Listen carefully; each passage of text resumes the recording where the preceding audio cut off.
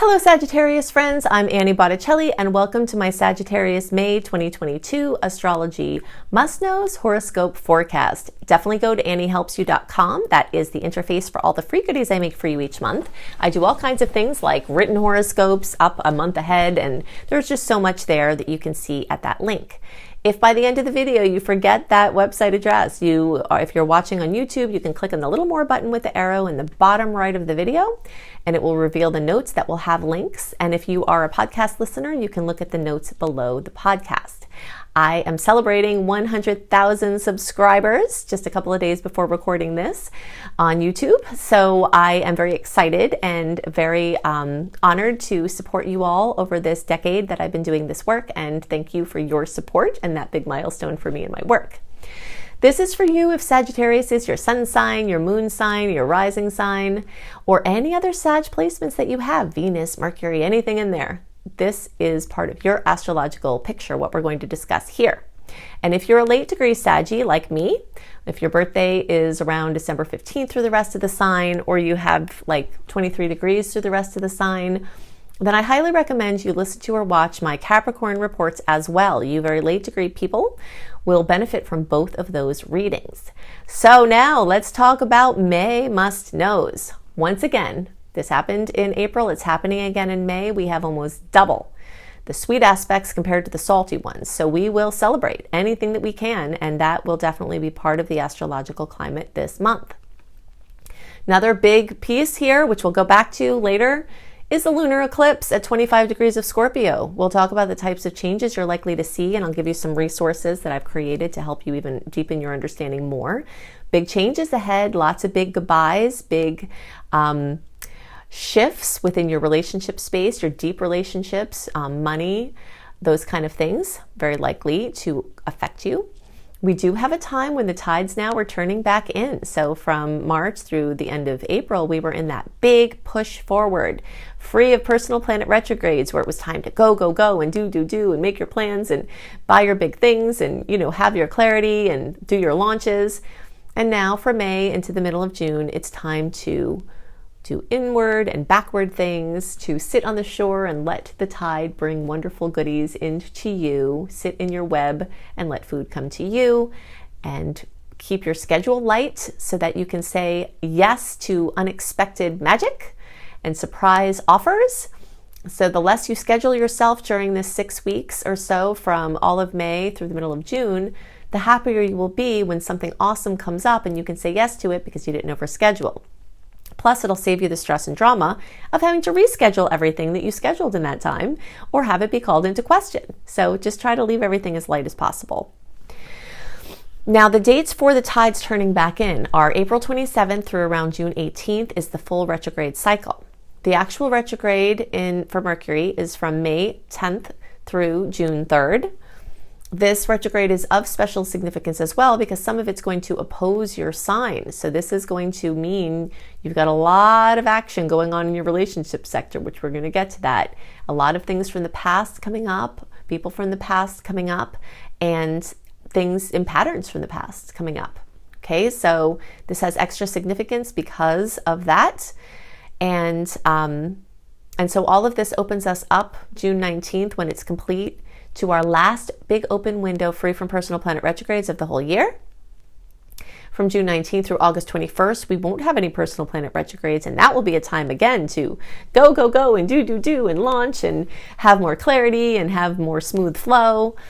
But until then, for May in the middle of June, just try to hang out and deal with what comes to you, take care of unfinished business, clear out clutter, get super organized, and be ready for the new big blazing forward that's going to happen in that window.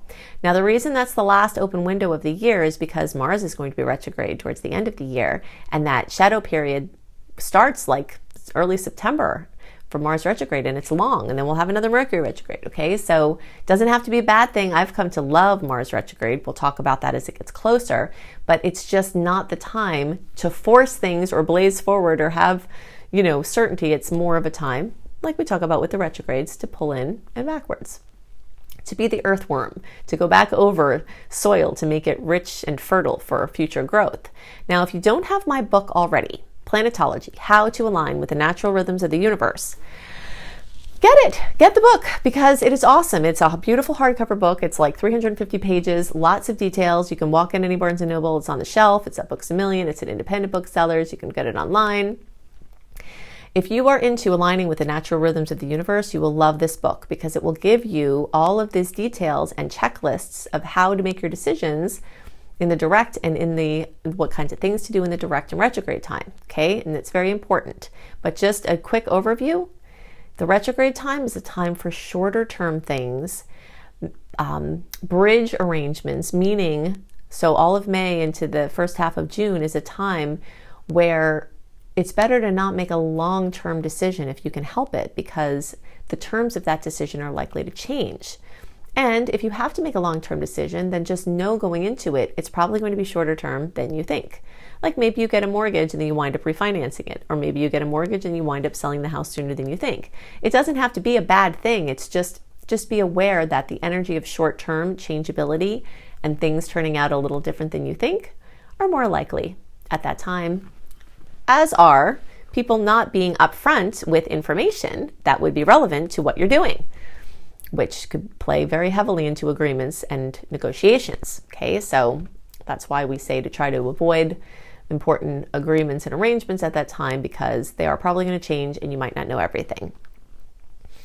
Okay, so the next big must know is we've got some lingering Pisces energies, and whoa, has this been a nuisance for us, right? Oh my gosh. Jupiter and Pisces. Although there are always positive things, you know that I'm always looking for what's positive, and I've spoken a lot about what is positive about Jupiter and other placements in Pisces and what we can do with it. But for now, I'm putting all of that aside and going back to celebrating that the Pisces energy is finally ending because of the Venus retrograde earlier in the year, because of Jupiter and Pisces, because of some other factors. We've had a long stretch of personal planets being in Pisces for way longer than they usually do. Venus, Mars, Jupiter.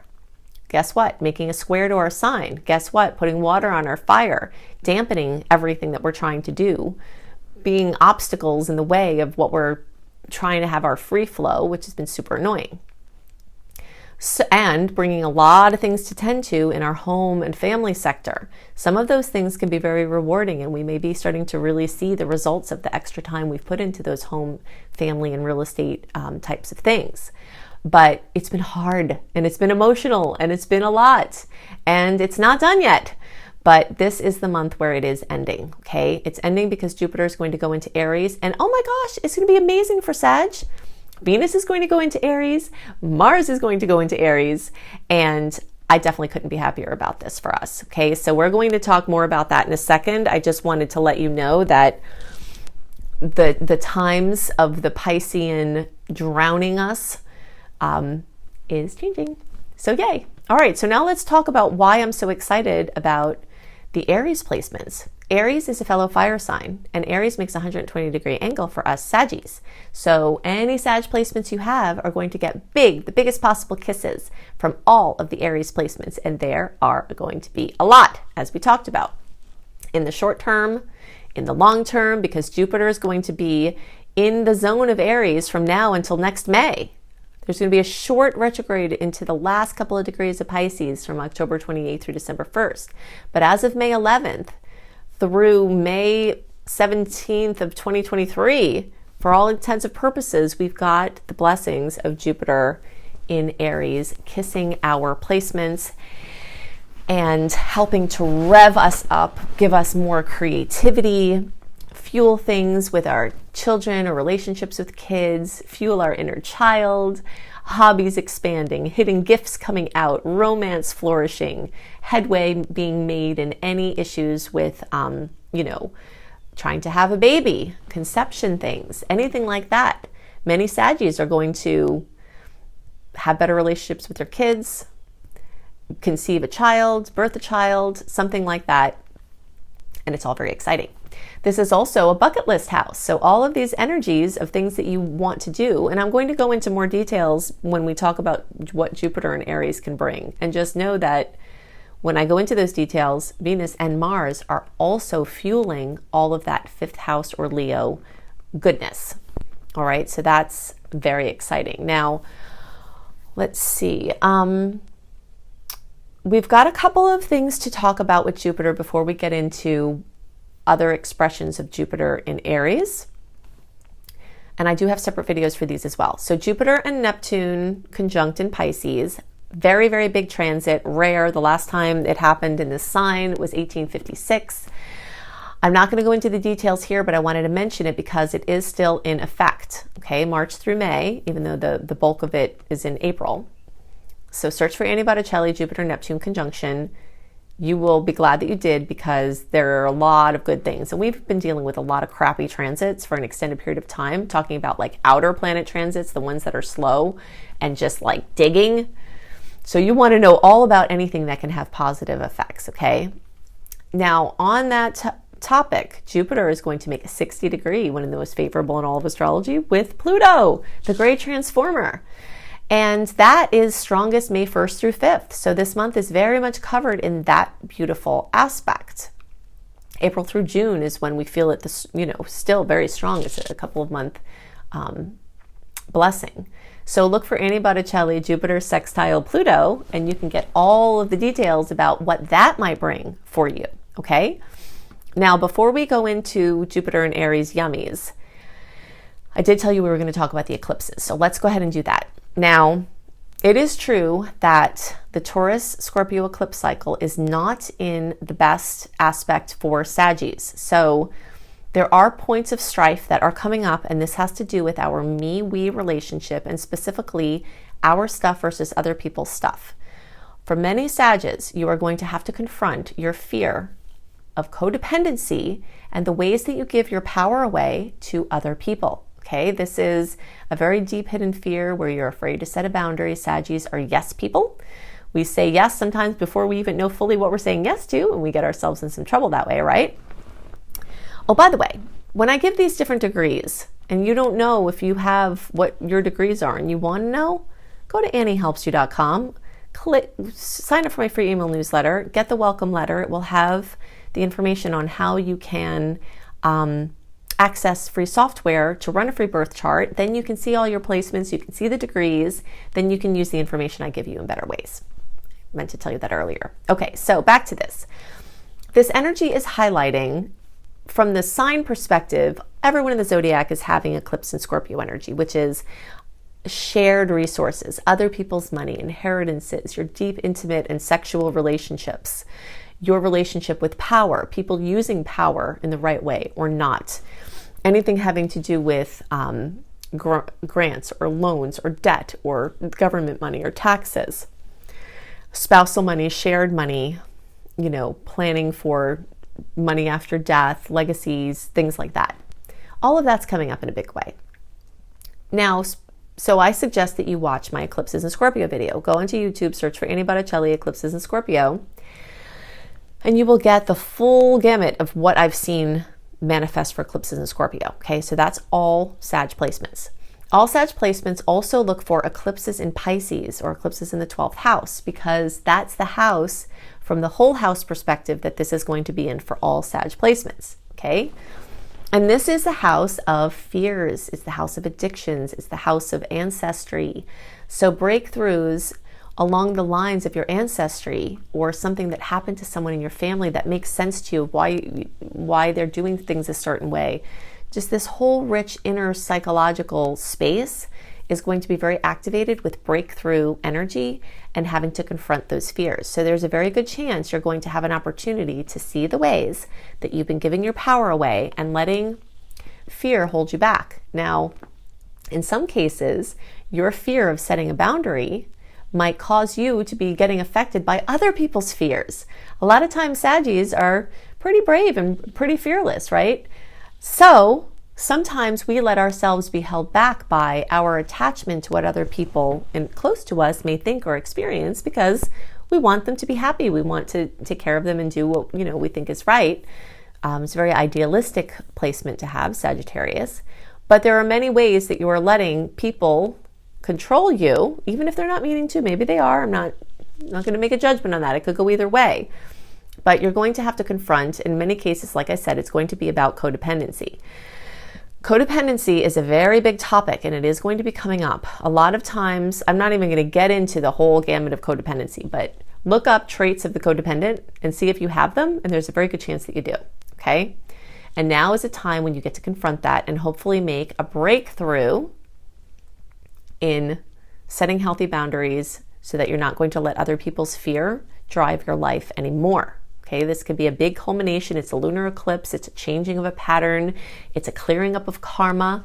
That's something else that we don't always talk about. Well, I always talk about it, but you might not know associated with eclipses is it's a karmic cycle. So you have a chance to clear up karma and to instill new, better patterns. All right, so anything that comes up at this time in your relationship sector, and it will come up, April, May, June, even a little bit before that, March, you're going to see the places where your relationships aren't perfectly healthy having a chance to be healed. Some of you are just going to have to walk away, and this eclipse is going to be the ending of a relationship. Some of us are going to go to deeper levels of our relationship by dealing with the things that are there. And that's really going to be centered around us and our inner work. And then that will help change things around us.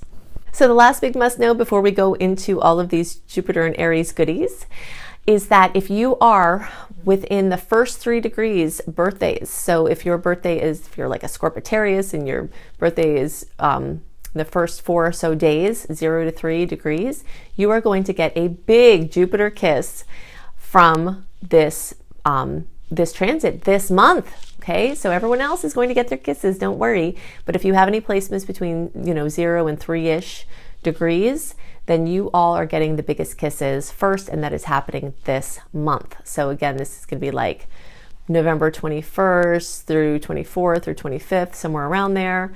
You're definitely getting super awesome targets, or 0 to 3 degrees for any of your Sag placements. You get the goodies. Now we can talk about Jupiter and the yummies that you might see in this whole next year from Jupiter and Aries. Okay, so when we relate Jupiter to the energy of the 5th house, or the energy of Leo, the sign of Leo, or the 5th house, we take all the Jupiter rules, all the Jupiter key points, and the rulership of the 5th house in Leo, and combine them. Any addition of any of these things are what you can see during a Jupiter transit. So for instance, Jupiter in the 5th house brings expansion and growth and luck and fertility to children. So through conception or pregnancy or childbirth, child rearing, or anything having to do with your kids, your own, or any others. And this can also be a time of expanded fun and harmony with children, anywhere along the birthing process, or creative babies. Or it could be that your children need more attention and there's something going on that has to be addressed.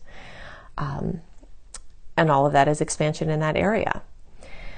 Anything having to do with optimism, diversification, amplification, having to do with love and romance. Love and romance is not on there, but I'm going to put it on right now.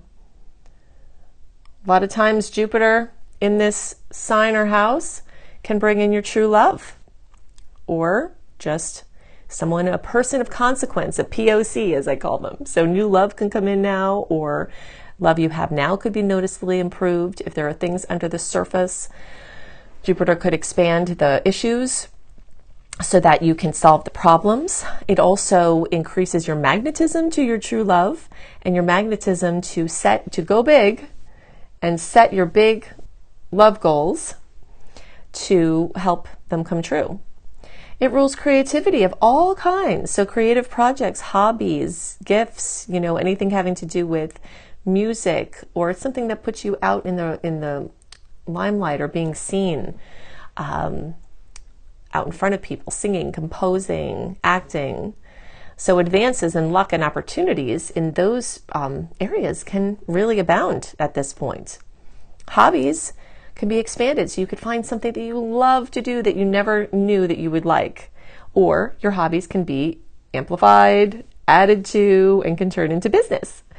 You can also do things to excess. So if there's a habit or an addiction that you have and you're having a little too much fun, this could cause problems and could point out that you might need to get help in solving that issue. But in general, you know, if you can manage the excess and it's something that is okay for you, this can be a time of great fun. And I also call it a bucket list house or sign, because something that you've always wanted to do, Jupiter can come and bring its luck and protection in your endeavors to do that.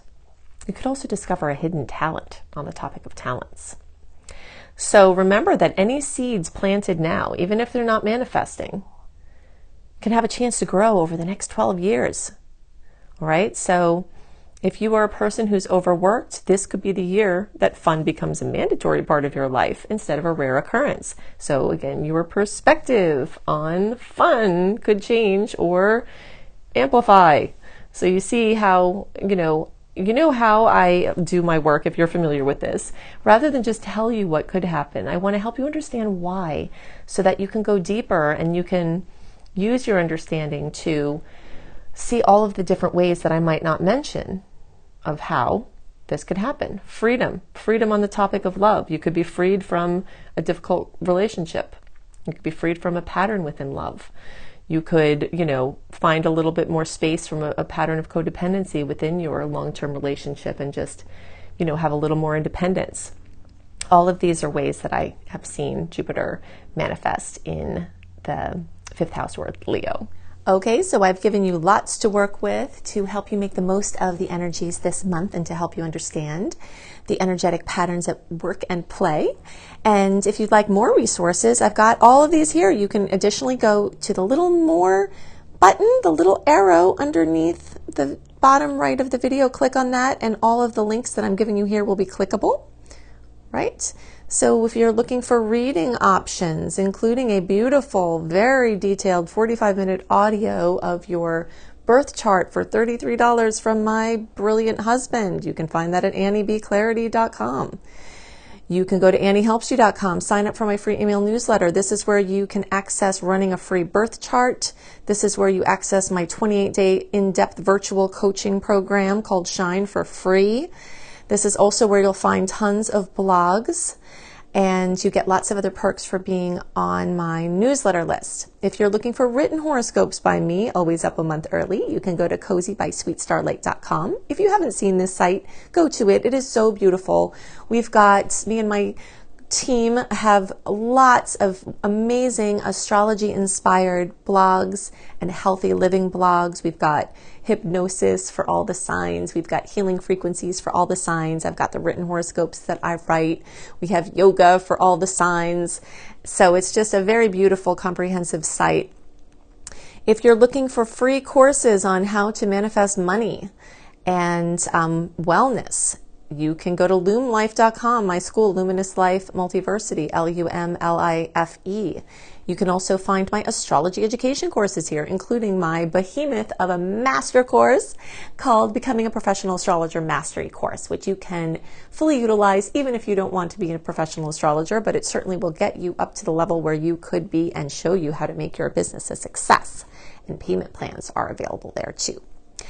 Now, I've also got 2 books out and more on the way. Planetology, How to Align with the Natural Rhythms of the Universe. You will find this on the bookshelves in all major booksellers, including all the Books A Million, all the Barnes & Nobles. It's right there on the shelf. Plus, you can get it on Amazon and through any independent bookseller. And you can find Radical Prayer on Amazon, and you can order it anywhere as well. So I hope you have a wonderful month, and I'll see you next month. Bye!